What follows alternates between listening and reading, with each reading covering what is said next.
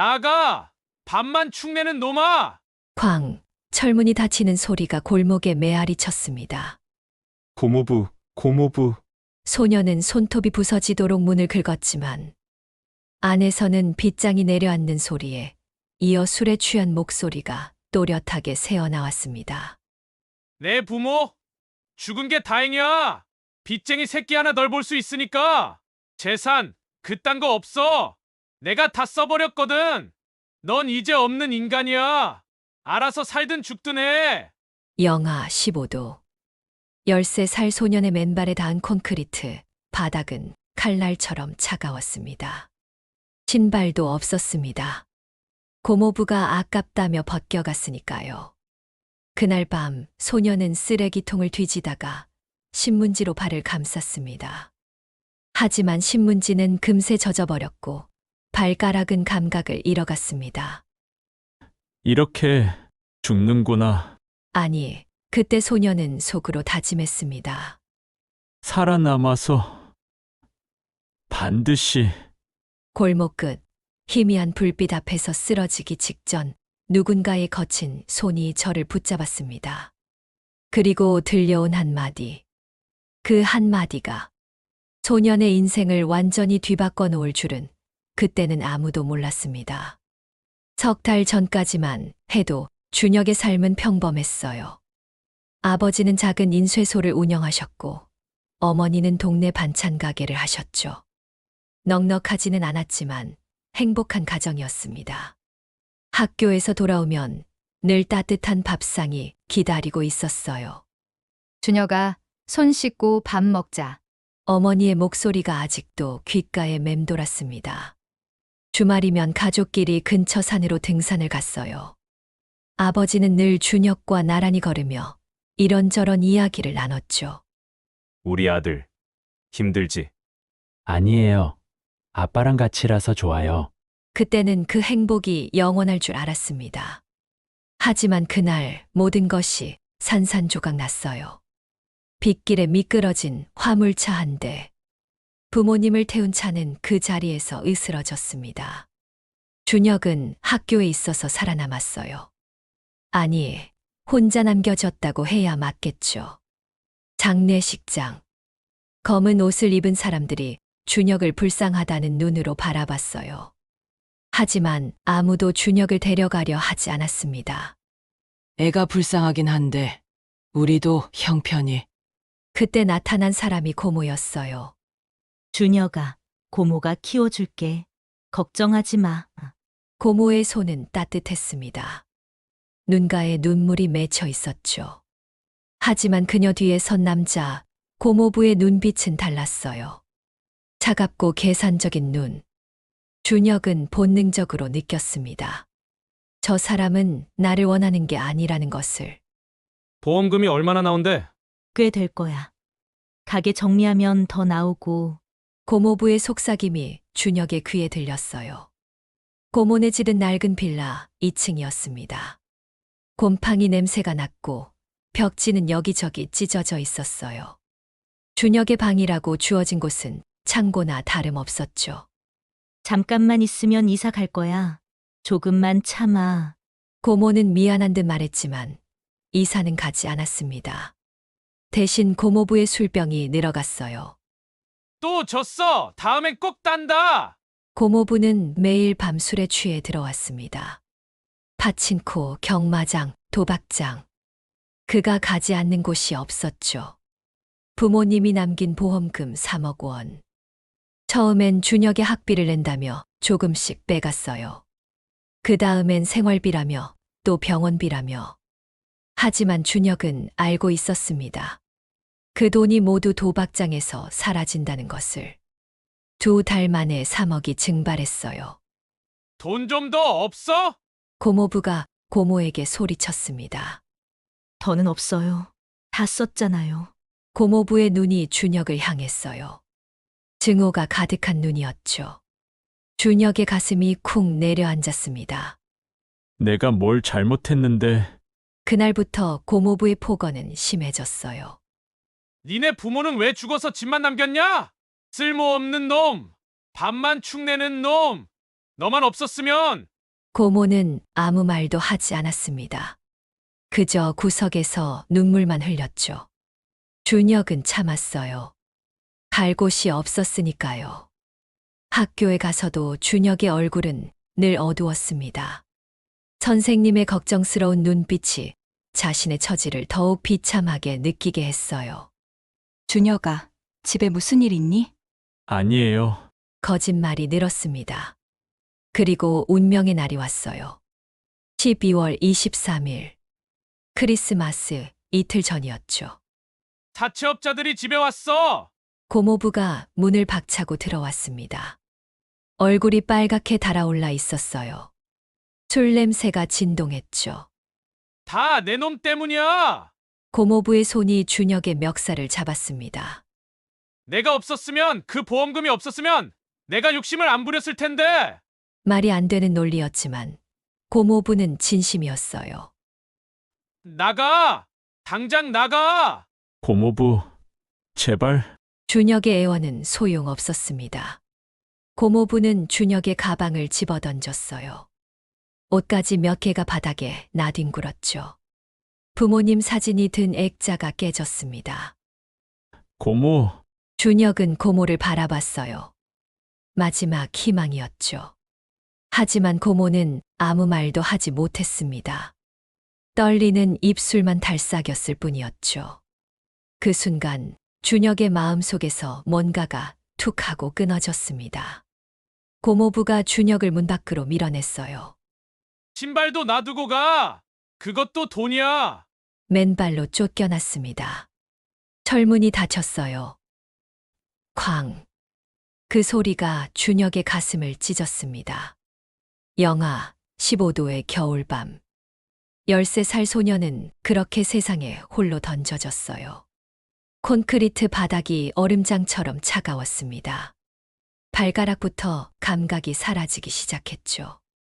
준혁은 쓰레기통에서 신문지를 찾았어요. 발에 돌돌 담았지만 금세 젖어버렸습니다. 이렇게 죽는 건가? 순간 부모님 얼굴이 떠올랐어요. 준혁아, 힘내. 우리 아들은 강하잖아. 아버지의 목소리가 들리는 듯 했습니다. 아니야, 죽을 수 없어. 준혁은 비틀거리며 일어섰어요. 살아남아야 해. 반드시. 준혁의 발걸음은 점점 느려졌습니다. 신문지로 감싼 발은 이미 감각을 잃은 지 오래였어요. 온몸이 덜덜 떨렸고 입술은 파랗게 변해갔죠. 어디로 가야 하지? 편의점 앞에 잠깐 앉았다가 쫓겨났습니다. 여기 앉으면 안 돼! 손님들 불편해! 지하철역으로 가려 했지만 영무원이 막았어요. 표 없으면 못 들어가. 준혁은 정처 없이 걸었습니다.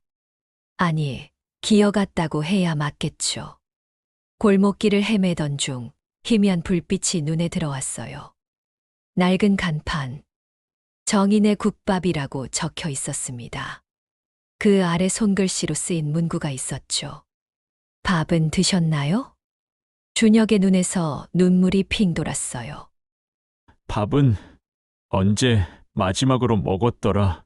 이틀은 굶었던 것 같았습니다. 고모부는 밥도 아깝다며 주지 않았으니까요. 유리문 너머로 따뜻한 풍경이 보였어요. 김이 모락모락 나는 뚝배기들, 벽에 걸린 오래된 사진들, 그리고 카운터를 닦고 있는 백발의 할아버지. 할아버지의 얼굴은 온화해 보였습니다. 깊게 패인 주름 사이로 따뜻한 미소가 어려 있었죠. 준혁은 문 앞에 주저앉았어요. 조금만 여기 있다가 가자.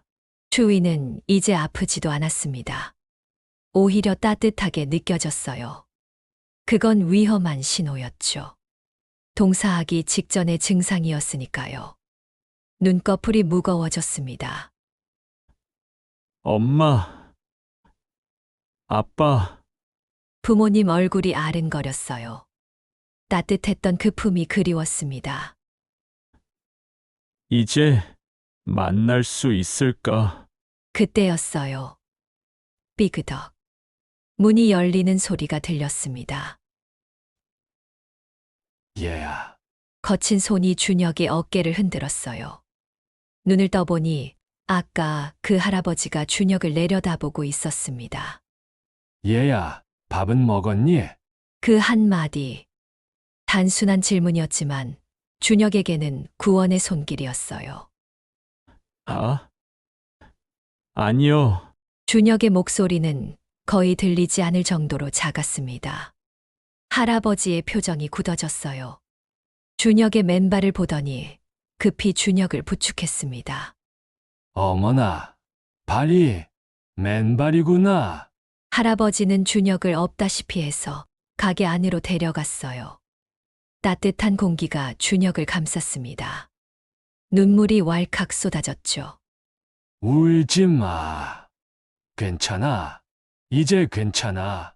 할아버지는 급히 대야에 미지근한 물을 받았어요. 너무 뜨거우면 안 돼. 동상 입은 발에는 미지근한 물부터. 할아버지의 손길은 조심스러웠습니다. 준혁의 발을 천천히 물에 담갔어요. 야, 발가락에 감각이 돌아오면서 끔찍한 고통이 밀려왔습니다. 1000개의 바늘이 찌르는 것 같았어요. 참아. 이건 좋은 거야. 살아있다는 증거니까. 할아버지는 준혁의 발을 부드럽게 주물렀습니다. 10분쯤 지났을까요? 고통이 조금씩 가라앉았어요. 일단 먹어. 이야기는 나중에 해도 돼. 뚝배기가 준혁 앞에 놓였습니다. 하얀 김이 피어오르는 국밥.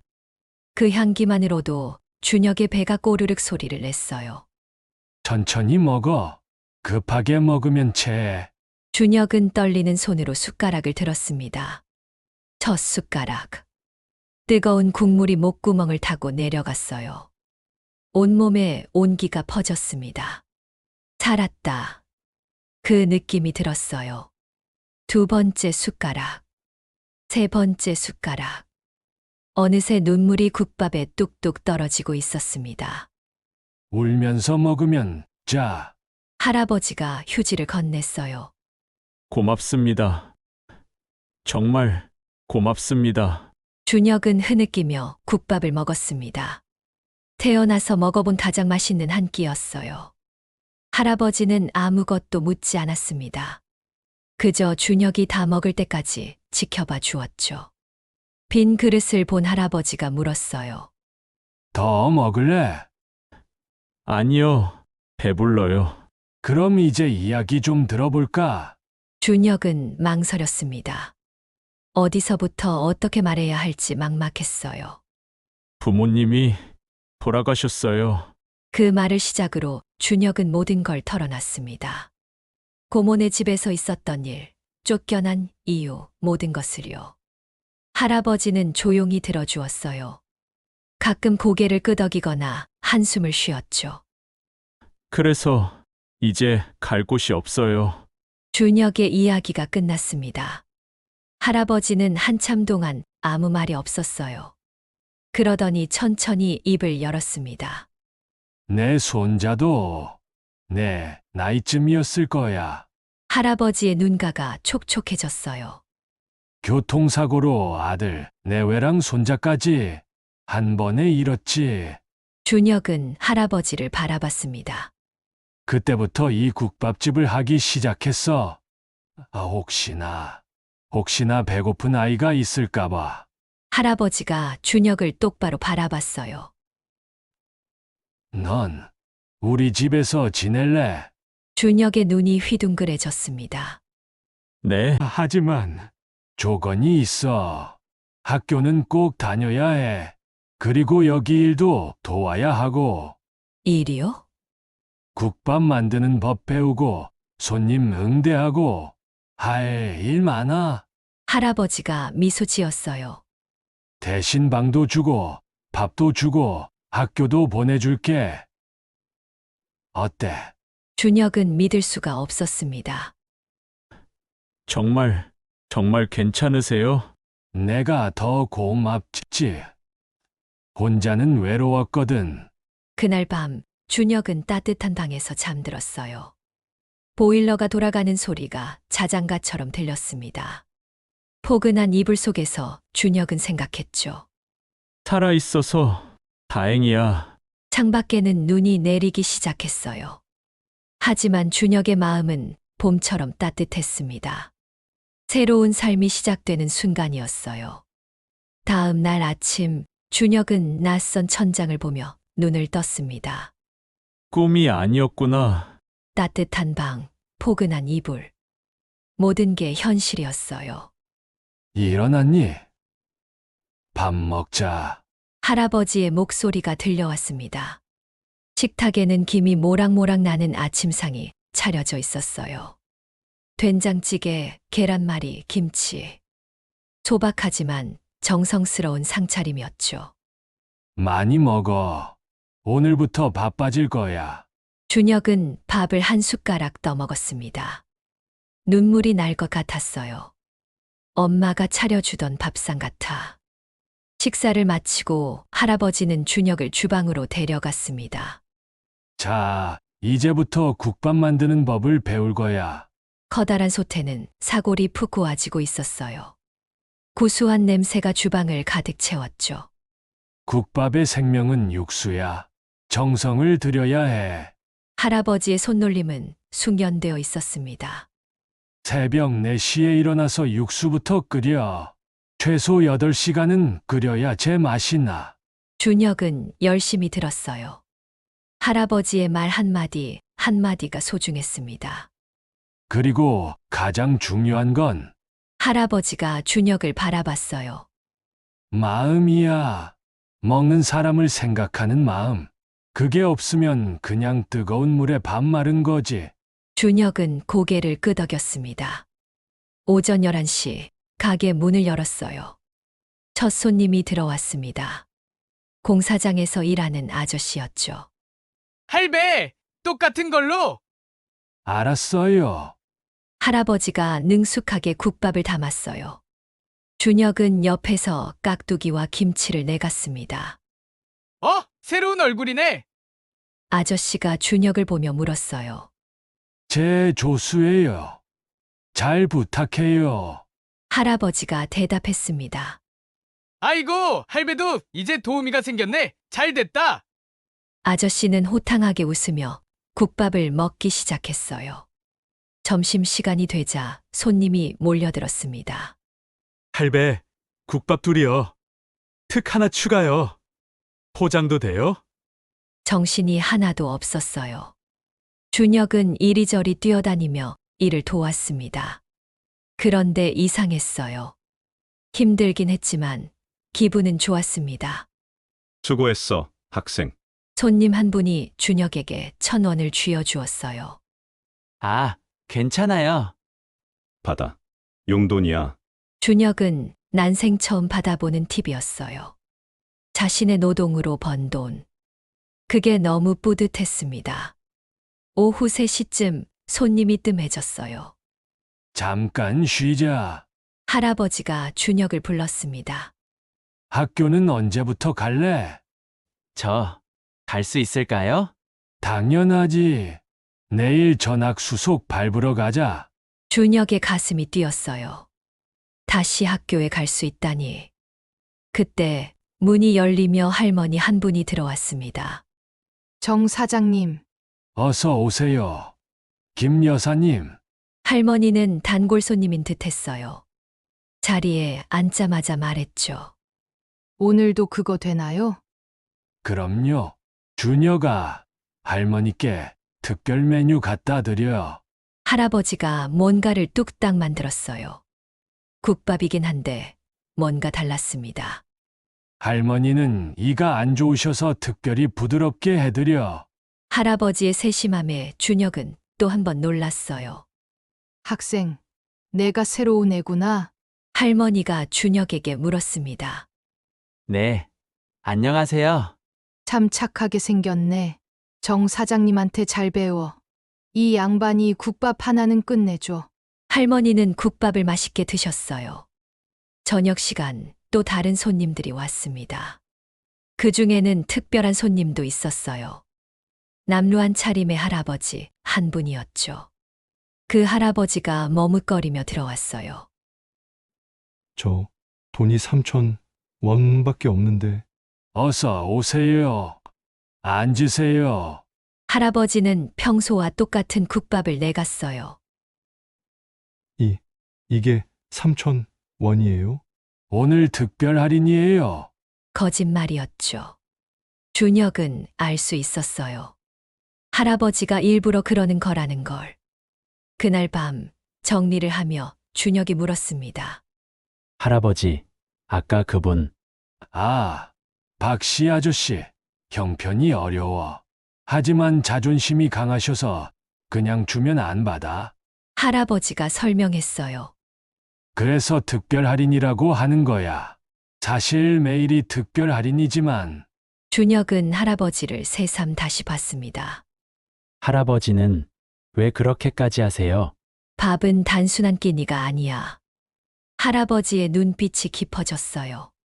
누군가에게는 살아갈 힘이 되고 누군가에게는 위로가 돼. 우리가 할 수 있는 건 그 마음을 담아 국밥 한 그릇 정성껏 내는 거지. 준혁은 그날 일기장에 썼습니다. 오늘 많은 걸 배웠다. 국밥 만드는 법도 하지만 더 중요한 건 사람을 대하는 마음인 것 같다. 일주일 후 준혁은 새 학교로 전학을 갔어요. 새로 온 친구야. 박준혁.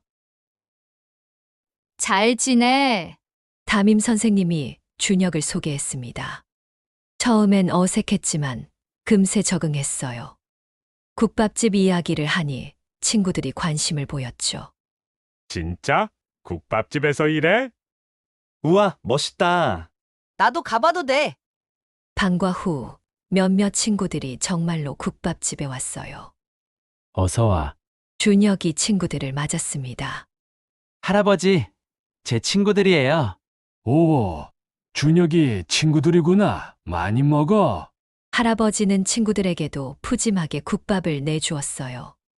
대박, 진짜 맛있다. 준혁아, 너 여기서 이런 걸 매일 먹어? 친구들의 부러워하는 눈빛에 준혁은 뿌듯했습니다. 그렇게 한 달, 두 달이 지났어요. 준혁은 이제 능숙하게 국밥을 말 수 있게 되었습니다. 육수 간 보는 법도 김치 써는 법도 배웠죠. 준혁이가 솜씨가 늘었네. 단골 손님들이 칭찬했어요. 이제 진짜 국밥집 사람 다 됐어. 어느 날 할아버지가 준혁에게 작은 상자를 건넸습니다. 이게 뭐예요? 열어봐. 안에는 새 운동화가 있었어요.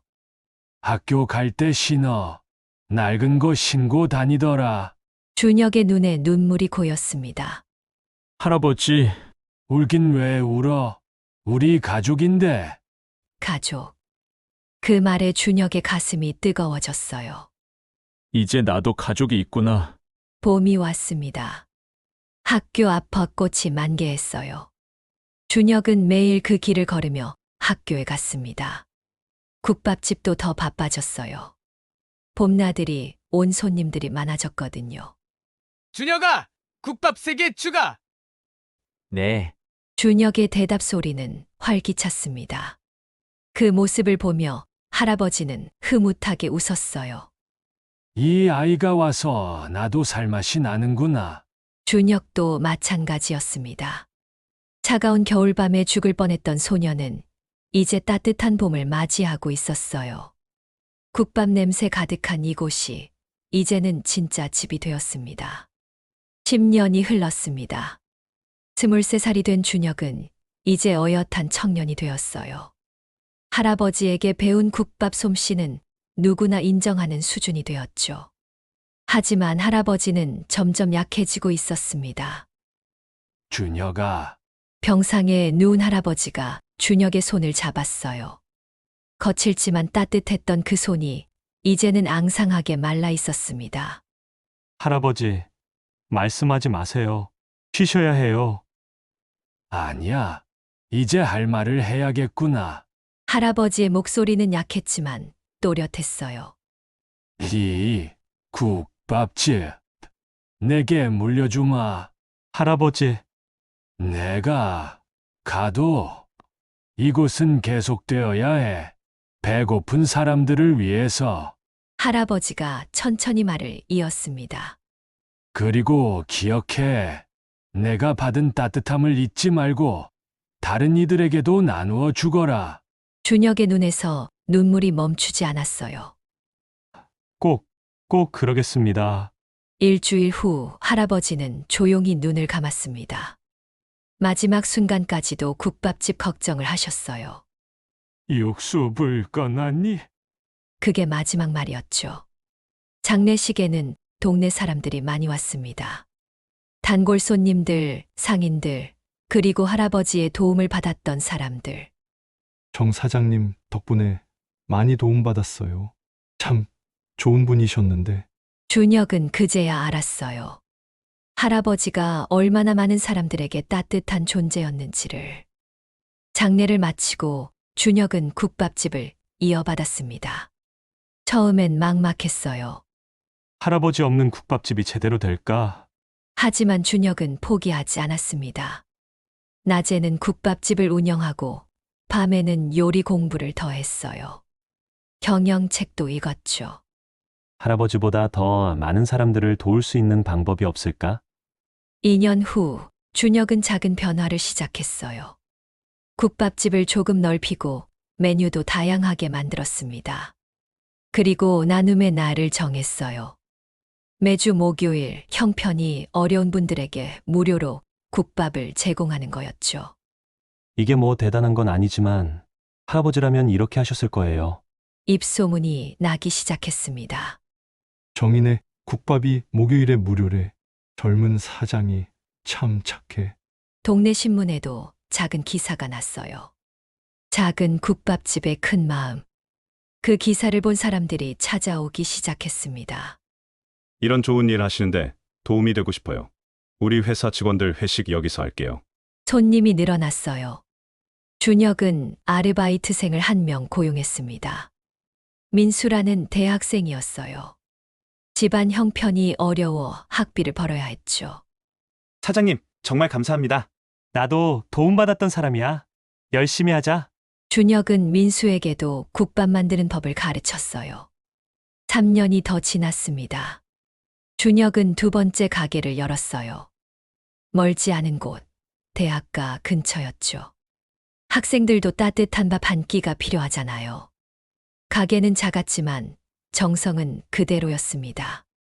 새벽에 끓인 육수, 푸짐한 고기, 그리고 밥은 드셨나요? 라는 문구. 대학생들 사이에서 인기를 끌었어요. 여기 진짜 맛있어. 가격도 착하고 양도 많아. 특히 시험 기간에는 밤늦게까지 문을 열었습니다. 공부하느라 고생하는 학생들 배라도 든든해야죠. 어느 날, 한 학생이 찾아왔어요. 사장님, 저 기억하세요? 너는?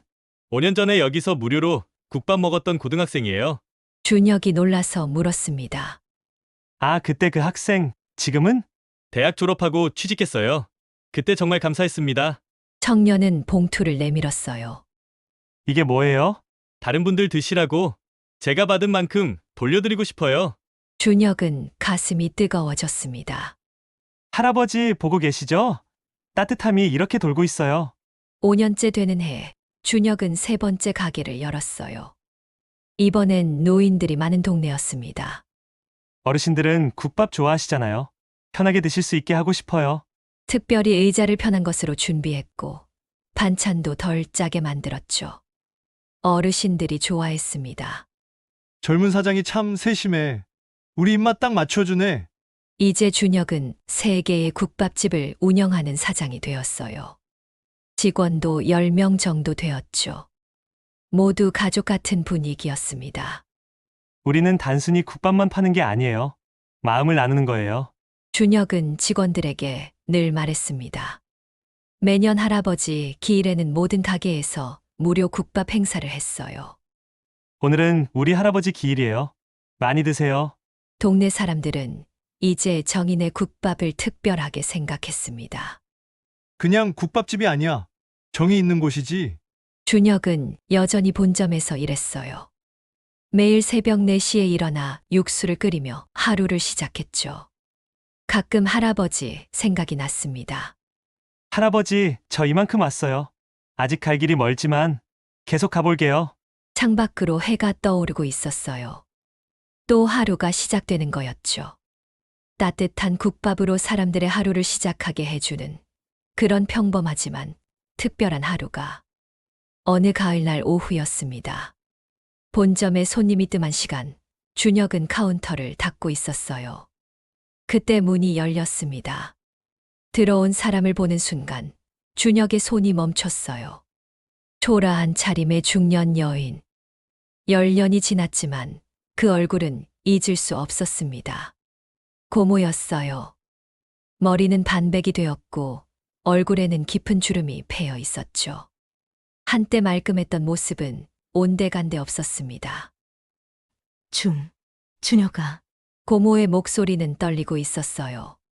준혁은 아무 말도 하지 못했습니다. 가슴 속에서 무언가가 치밀어 올랐어요. 분노일까, 슬픔일까, 아니면 그리움일까.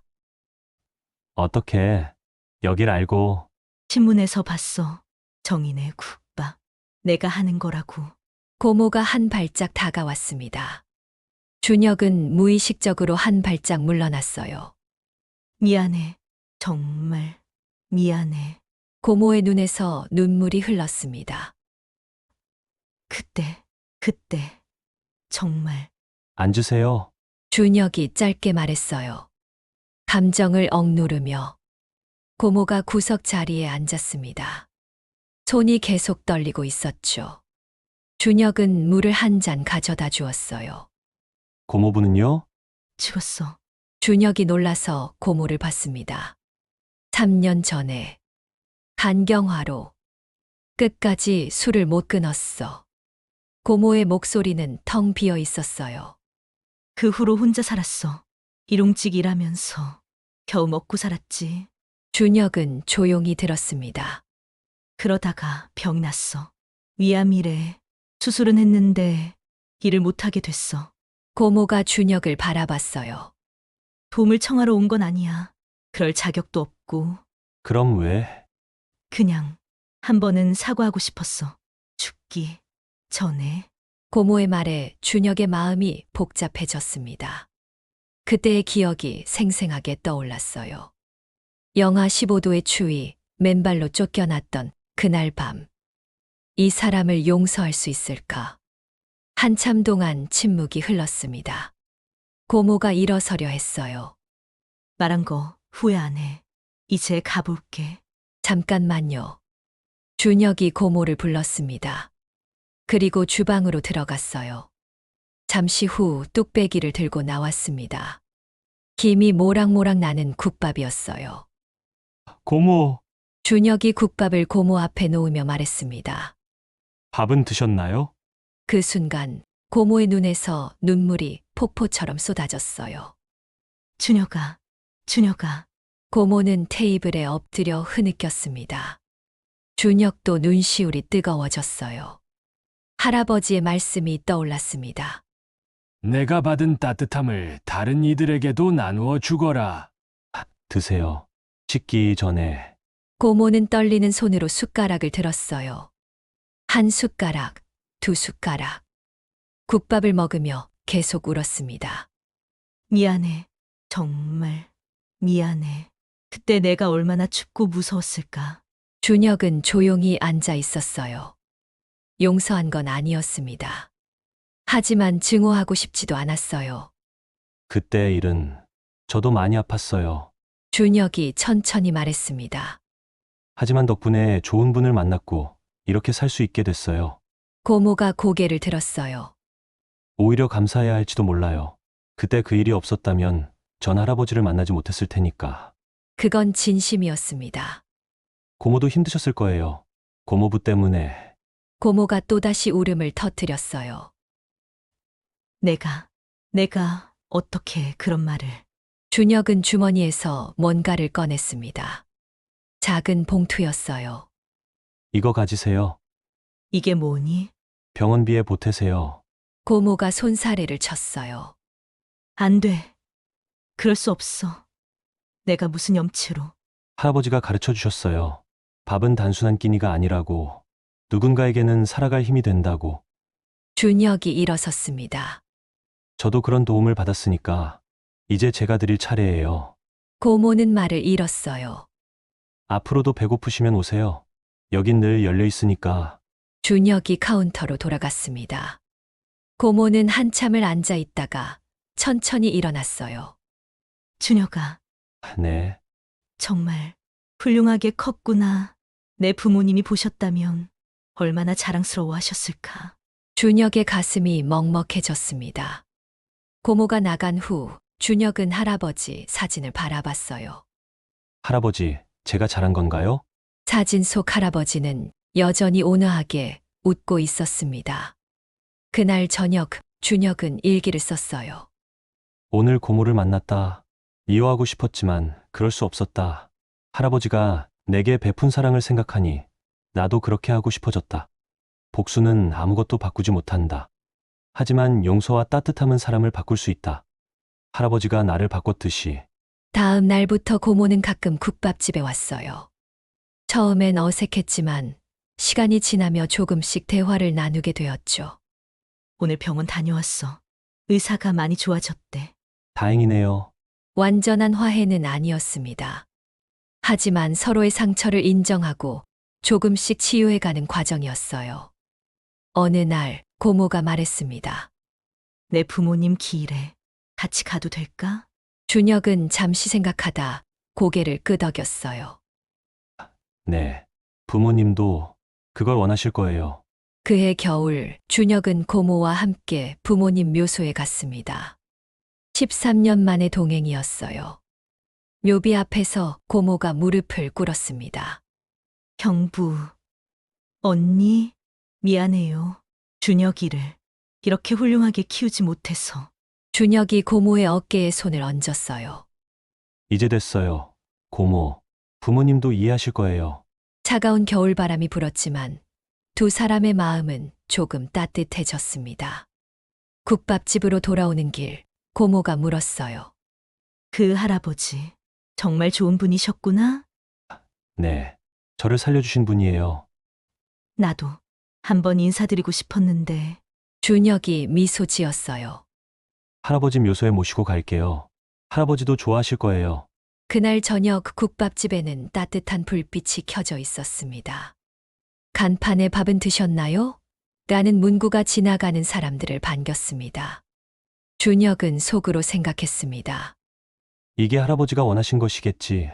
미움이 아닌 사랑으로, 복수가 아닌 용서로. 국밥 한 그릇에는 단순한 음식 이상의 의미가 담겨 있었습니다. 따뜻함, 위로, 그리고 용서. 그것은 할아버지가 준혁에게 가르쳐 주신 것이자 이제 준혁이 세상에 전하려는 것이었습니다. 오늘 밥은 드셨나요? 혹시 아직이시라면 꼭 따뜻한 한 끼 챙기세요. 그리고 기억하세요. 여러분은 혼자가 아닙니다. 이 이야기가 작은 위로가 되었기를 바랍니다. 다음 이야기로 다시 찾아뵙겠습니다.